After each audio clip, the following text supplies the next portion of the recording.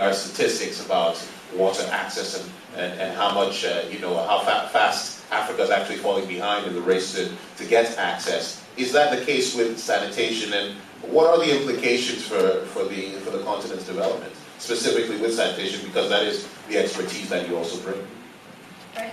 Thanks very much, and thanks for the opportunity to be here. Thanks also for the opportunity to disagree with Gerard, which I quite like doing in public fora. The thing is, I won't disagree with what Gerard has said about the dire situation with water supply.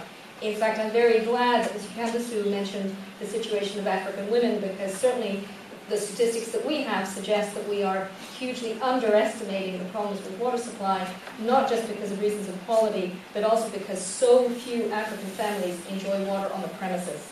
Only 13% of rural Africans have water on the premises, so women are walking long distance, and that has a huge economic burden. But coming to what you've asked me to talk about, which is sanitation, so far this conversation has been great. We've been talking about women, children, and toilets, which are my three most sort of favorite things to talk about. And I think, and one of the reasons that I always like to talk about toilets instead of sanitation is I think we really need to bring this down to what the conversation is actually about. And in fact, I think we need to go further and point out that the real problem, and this is where I'm going to contradict Gerard, you said, we need to get we need to build toilets for everybody. I don't think that's actually the case. I think the challenge that we face in Africa is open defecation, moving people out of open defecation. Now, open defecation is a rather euphemistic term. I pity the translators because they're probably struggling with it right now.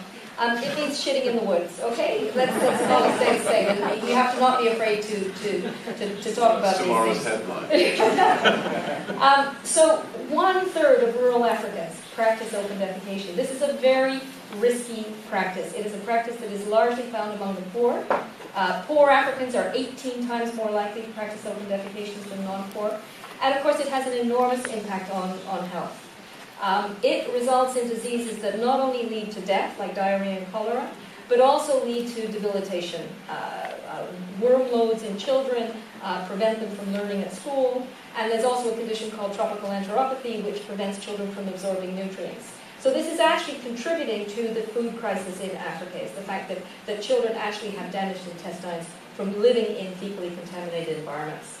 But I really believe that there's hope on the horizon.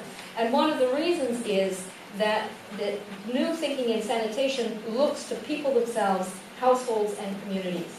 And what we have found is that if there is one thing that people will rally around, it is the subject of becoming a clean community, becoming an open defecation-free community. And we see enormous potential for harnessing the power of household investments. Household investments in sanitation can be very small. They can make a huge difference. They can lead to community empowerment and pride. And what we see as UNICEF starting to bring in these new approaches is that it works very well in African communities. That you harness the incredible pride that people have as a community, and that you can actually harness those investments. But there is a role for the public sector. This is not to say that perhaps we should stop building toilets for people, that's too top-down, but that doesn't mean we should stop investing in sanitation. We still need huge investments in education, in mobilization, in stimulation of the private sector. The local private sector has to respond to the demand for sanitation the way the local private sector responded to the demand for mobile phones. There's that much demand out there that this could be the new economic opportunity in Africa. Clarissa, before I move on, I just want to quickly ask you whether you are optimistic about what you see happening on the ground, because whereas when we talked about water and water provision, the numbers paint a very dire picture. What is the situation with sanitation and obviously with the governments that you're dealing with on the continent? I see that Africa has shown enormous potential for collective action on sanitation. And the example that I'll give you is that there's been a series of large sanitation conferences, Africa Sans, and there's going to be another one this summer. And more than any other region, African countries have rallied around sanitation as an issue and showed that they can make a difference.